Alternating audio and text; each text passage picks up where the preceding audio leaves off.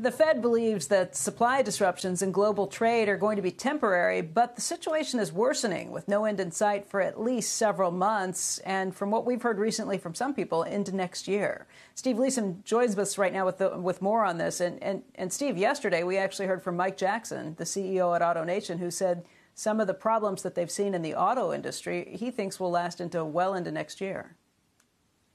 Yeah, it kind of depends, Becky, a little bit on what the definition of temporary is. It's getting a little bit longer than that. You have surging consumer demand in the U.S. and around the world, and it's going to surge more, and soaring prices for shipping containers in the months ahead. These are future prices, and they do raise questions about just how temporary these global supply disruptions will be and how much of the higher costs work their way down to the consumer and push up inflation. Mark Sacconi, executive editor of the Journal of Commerce, told me yesterday, the volumes have been getting so strong, it's like Christmas every month, and it's just going to get wackier. Good luck finding a container in May. For example, the Port of Los Angeles has handled 800,000 TEUs. Those are 20-foot equivalent unit containers in 9 consecutive months through March.